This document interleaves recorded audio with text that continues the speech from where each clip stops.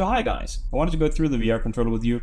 In this case, it's the WebXR controller. So the one that utilizes the WebXR exporter from the dpanther project here on GitHub. As you can see here, it has essentially all the necessary bits that you need to be able to control a scene in VR, but on a browser level. So it uses WebGL, of course. The way that this is set up in Unity is that we have multiple different scenes here. And I have the first scene that is called the DDoL, so do not destroy on load.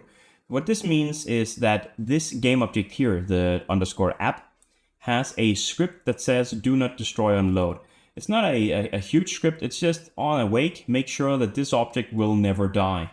So essentially it takes its own game object and makes it so that it will always be there, even if we change the scene. So what this enables us to do is that we can have this app scene here on every single other scene without having to create it there. So it just makes it easier for us to only have one VR controller that we instantiate at the beginning, and then we never need to go back and do anything to it. The other game object that we have here, I will get back to the VR controller in just a minute, but this game object here is something that you'll see quite a lot in this project here. It's our teleporter. So the teleport itself is a nice little graphic thing, but it also has a collider right here. So as soon as you start, you're essentially just looking into this teleport, and if you move forward ever so slightly, you'll be teleported to the first scene called Basics. And just to show you what this scene changer does, so it utilizes the Unity Engine scene management option where we set up a string that we call load level. So in this case, we can just add any string so any name of a level that we would like to go to. And then as soon as you enter that trigger with any other collider, meaning that if you even throw something into that collider, you'll be sent to another scene. So scene management, load scene, and then the parameter load level, which is then the string here. And you can actually see that out here because it's a public variable that just says, well, which scene do you want to load? And it's just the load level WebXR basics. The whole deal here is, of course, that inside of the build settings, all of the scenes that you would like to be able to go to need to be listed. So if they're not on this list, well, you can't really go further with it. I'm going to show you the build settings in just a moment, but for now, we'll just go through the different scenes. So the controller, as I promised here, we have the interaction managers for the laser pointer, so being able to select stuff from afar with just like a laser pointer attached to your hand. There's an event system as well, and then the canvas UI here to show you how many FPS you're currently running, and then the controller itself, so the camera set. In here you have a left hand, a right hand, your main camera, of course, that you're looking through, and on the right hand there's also a teleporter attached. You don't really need to do anything to these, it's just nice to know that they are there. The teleporter is what essentially makes it so that you can teleport wherever you want in the scene. It's on the right hand, meaning that if you use the thumbstick on a VR controller on your right hand and you tilt it backwards, it's going to send out this laser beam that is angled, like in a curve. And then you can, with your trigger, click and you will be able to move to that destination where it points. And on the left hand, there is really not anything attached to it because we have something called axis move that we can use with the controller itself, also the thumbstick. And it's on the top level here. You can see have a WebXR move script here that just uses the left hand to move your body around, your entire camera set around. That's the whole deal with this controller, and you don't really need to touch the controller much because it just has the functionality that you need. So if we jump into the basic scene, which is the first thing that we'll be teleported to, this might look a bit familiar to what the dpanther GitHub page just looked like. So I basically kept everything in the original scene so that its function is preserved. So as you can see here, we have a table, we have some objects. These objects are interactable, meaning that you can grab them, you can throw them. They even have a gravity applied to them, meaning that as soon as you throw them, there will be velocity and you'll be able to have them fall and have speed and all of that stuff. Also, if you took one of these elements and threw them over into these teleporters, which are the ways to go to other scenes. If that object would have hit this teleporter, then you would have been sent to that scene. So next up is these weird cubes here. I'm also going to show you that in that live demo that I'm going to do in just a minute. But here what you'll be able to see is that with your trigger on your right hand, you'll be able to send out a laser beam that, well, can select different objects. If these objects have a layer set to outline, they will be able to have the outline script applied to them, and then they will be outlined with a color that you choose. So in this case, red or blue or green or whatever, right? So this, of course, doesn't have a lot of functionality in of itself, but as soon as you then hit the grip button while you hold your trigger, I have set up two possible options, or one possible option here with two different scripts that you might be able to use. You can, of course, also make your own scripts. But if you look here, this is the interaction executor, meaning that as soon as you hit the grip button, this interaction executor will execute whatever is inside of this Unity event. In this case, the cube's own script, which is the cube change color script, has been applied to this Unity event, and it just creates or says interaction trigger, right? So let me just show you what this script does. In here, what it does, it loads the Unity events, and then it has a Unity event, Unity interaction. So this is where you put in the event that you want to trigger. The Unity interaction is the function call that we click when we click our button in the other outliner script, the laser pointer script, and then it invokes whatever event we have set up right in here. Essentially, it's just one line of code that triggers another line of code in another script somewhere. In this case, the script is on the same object, and it just cycles through these different colors. I'm not going to go into this because it just has a for each loop kind of thing. So going over to the rubber ducks, which are kind of similar. So every rubber duck has also a interaction executor script applied to them, and then a custom script called duck go fly, because I want them to be shot off this ledge when I hit them with my laser beam. Again, they are on the outline layer, and they have the outline script applied to them. They just all highlight in blue. As you can see here, I have an explosion power, I have an explosion radius, and an object that is my current explosion. These are all within the ducks themselves. As you can see here, there's a little object in front of the duck that is the explosion.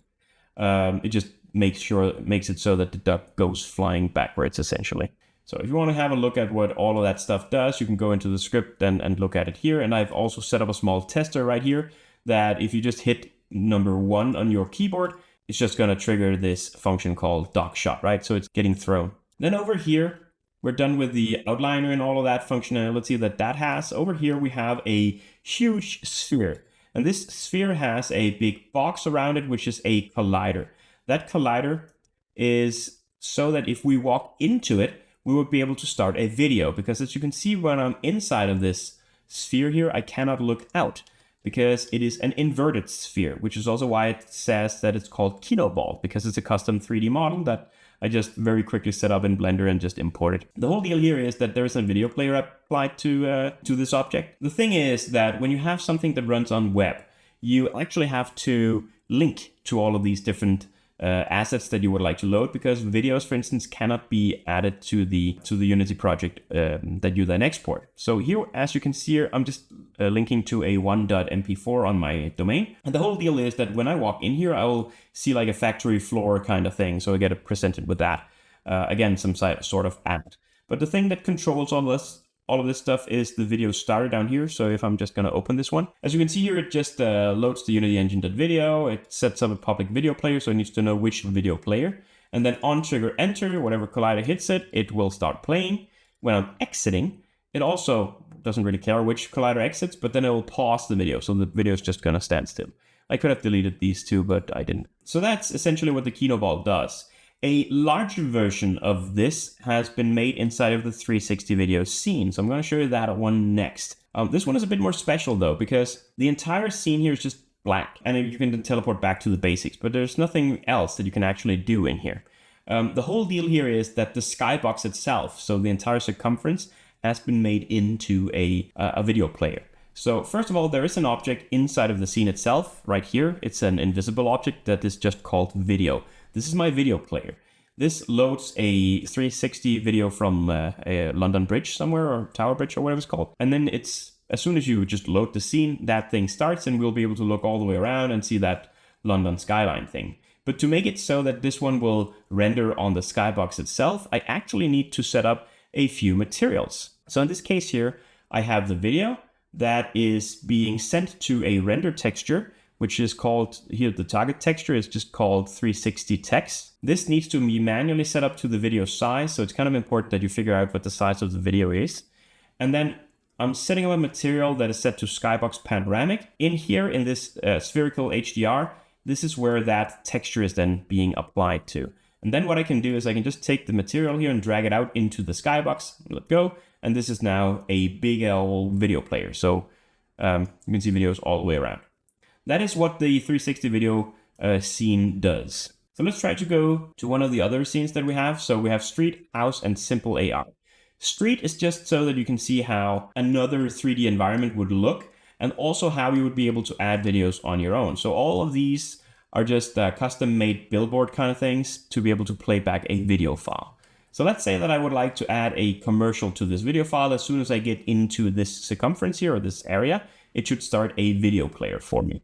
So let's start by adding a component here. Let's add a video player. This video player needs to be a URL, and I need to, of course, link to a video file somewhere. So in this case here, it's an Old Spice commercial that I just downloaded, and it's gonna autoplay on awake, so that I'm gonna remove that, and then I want it to loop, right? So I have it selected still, so I have a picture here of Old Spice, just so that I get a bit of a picture, so I know this is what I'm gonna see when I walk into this area here. I also need to have a trigger that will tell whenever a person or like a collider has entered this area here. So I'm gonna click Add Component, and I'm gonna add a box collider, set it up to be a trigger, and then I'm gonna edit it. So I get these small green buttons here. You need to drag backwards first for some odd reason. And then I'm gonna also extend it downwards. So whenever I walk into that field here, it's gonna start playing the video.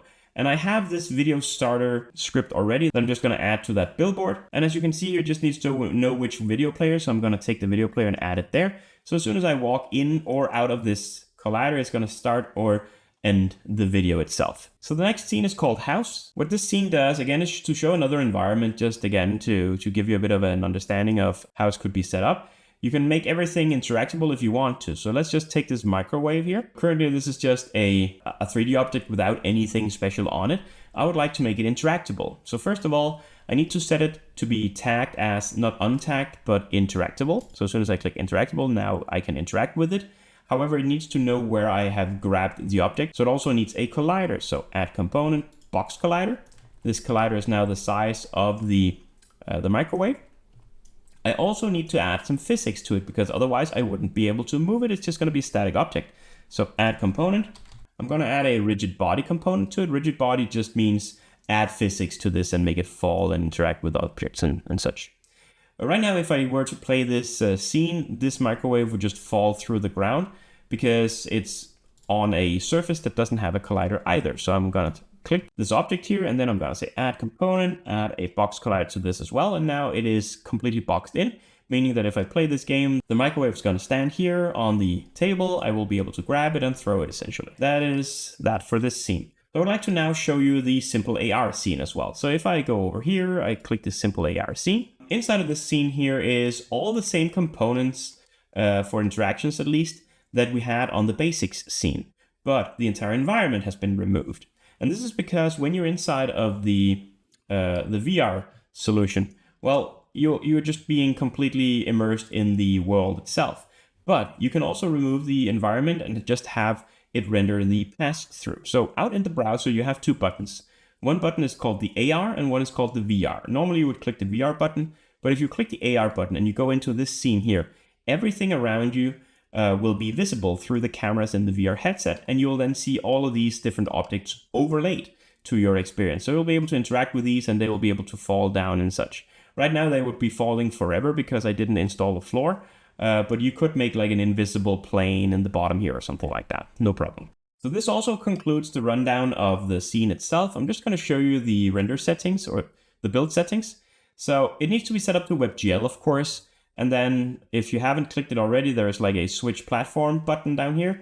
Inside of the player settings, if you have installed the WebXR exporter correctly, you should be able to see a lot of these WebXR icons here. If not, you can always go to Window, WebXR, and then copy WebGL templates. It should add these templates here. You need to use a 2020 version, so either the normal one that has a 800 by 600, or you can change it of course, or a full view, which takes up the entire space of the browser. Other than that, you just need to go to the publishing settings and make sure that no compression is set. Normally it goes to gzip as a compression method, but disabled is actually the only thing that works in all browsers. Otherwise it might hang when it gets to the loading time. Sometimes if the color space has been set to linear, you might also need to change it to gamma, but you will see an error message regarding that in your exporter, so in the console itself when you're trying to build the scene.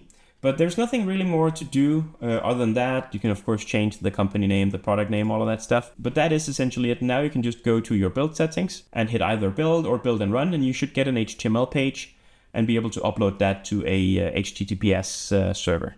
So thank you for watching, everyone.